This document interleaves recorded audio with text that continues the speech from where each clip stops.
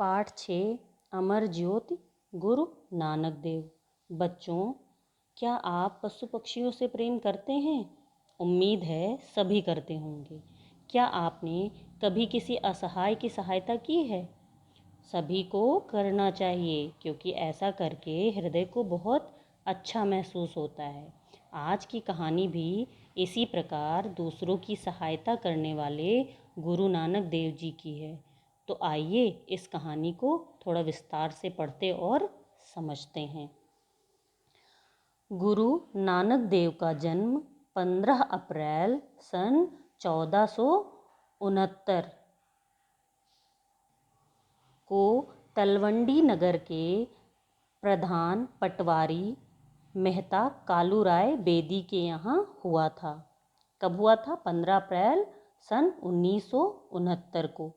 कहाँ पे हुआ था? प्रधान पटवारी मेहता कालूराय बेदी के यहाँ। बचपन से ही सत्य करतार ईश्वर ही सत्य है का मधुर वचन नानक के मुख से प्रायः निकला करता था।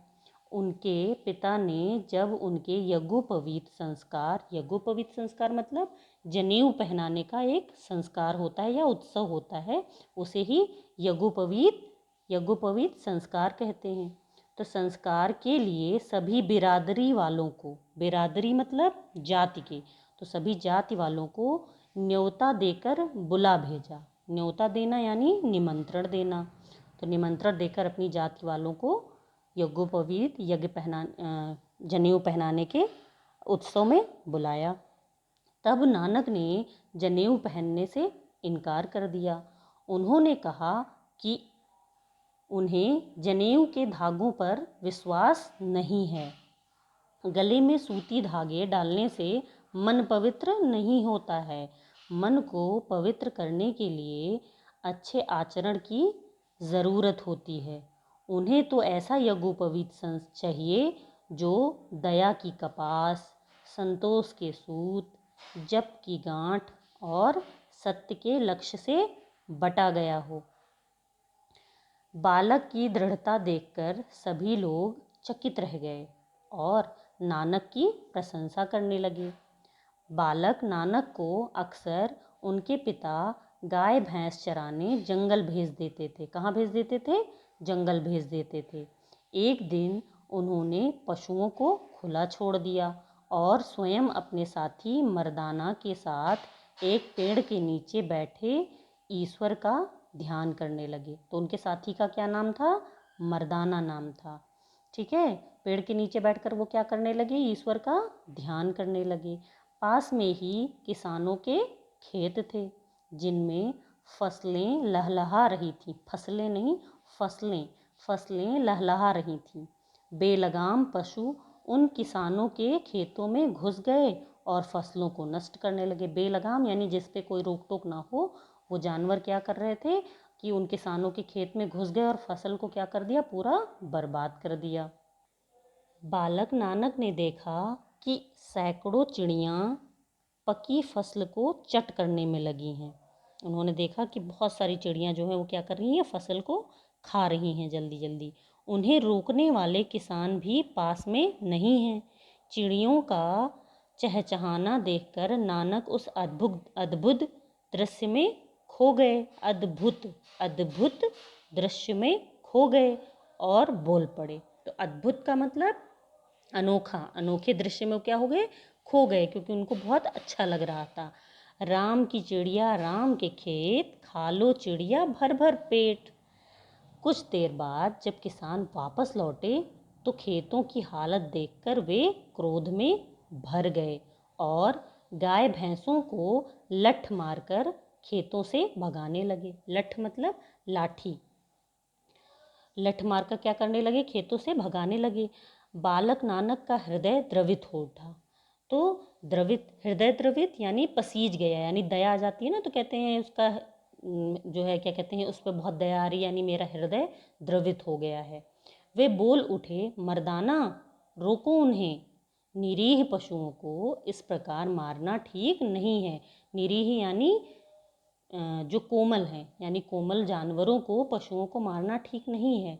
उस दिन के बाद मेहता कालूराय बेदी ने बालक को जंगल कभी नहीं भेजा। अब वे घर में हरदम एकांत में बैठकर कुछ सोचते रहते। एकांत मतलब अकेले में। तो नानक जी क्या करते थे, अकेले में बैठकर कुछ न कुछ सोचा करते थे। एक दिन पिता ने सुझाव दिया। सुझाव देना यानी सलाह देना। तो पिताजी ने क्या किया, सलाह दी, अच्छा हो कि तुम कोई व्यापार ही कर लो, किंतु व्यापार खरा और सच्चा होना चाहिए। खरा मतलब शुद्ध होना चाहिए, यानी शुद्ध और सच्चा होना चाहिए।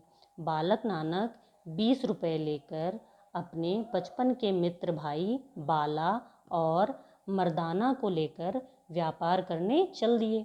उनके 2 मित्र थे, बाला और मर्दाना। मार्ग में उन्हें भूखे प्यासे कुछ साधु मिले। मार्ग मतलब रास्ते में उन्हें कुछ भूखे प्यासे साधु मिले। उनकी दशा देखकर नानक ने 20 रुपये का खाने का सामान मंगवाया और उन साधुओं को खिला दिया। कौन से 20 रुपये, जो उनके पिताजी ने उन्हें व्यापार करने के लिए दिया था। उनका मानना था कि भूखों को खाना खिलाकर जो संतुष्टि प्राप्त होती है, उससे बड़ा खरा और सच्चा सौदा कोई नहीं है। क्योंकि वो दूसरों की मदद करने में विश्वास रखते थे। उन्हें लगता था कि सबसे बड़ा धर्म यही है और यही सबसे सच्चा सौदा है। गुरु नानक देव ने धर्म के नाम पर सीधे साधे लोगों को ठगने वालों को फटकारा है। फटकारा मतलब डांट लगाई। उनका मानना था कि न कोई हिंदू है और न कोई मुसलमान, सब उसी निरंकार के बंदे हैं। निरंकार मतलब जो जिनका कोई आकार न हो, उन्हीं ईश्वर के। मुसलमान उन्हें पीर फकीर पैगंबर मानते थे। उनके उपदेश और संदेश आज भी सभी के लिए प्रेरणादायी हैं। तो प्रेरणादायी का मतलब प्रेरणा देने वाले हैं। तो उनके संदेश आज भी लोगों को प्रेरणा देते हैं। इस प्रकार इस कहानी से हमें ये शिक्षा मिलती है कि संसार के सभी व्यक्तियों तथा प्राणियों के लिए हमेशा दया का भाव रखना चाहिए तथा ज़रूरतमंद लोगों की सहायता निसंकोच करनी चाहिए। उम्मीद है सभी बच्चे इस पाठ को अच्छे से समझ गए होंगे। आप सभी को इस पाठ में आए जो भी कठिन शब्द हैं, उनके उच्चारण को अच्छे से करना है और पाठ को कई बार पुनः पुनः पढ़कर दोहराना है, जिससे आप पढ़ने में दक्षता हासिल कर सकें, यानी अच्छे से पढ़ सकें। धन्यवाद बच्चों।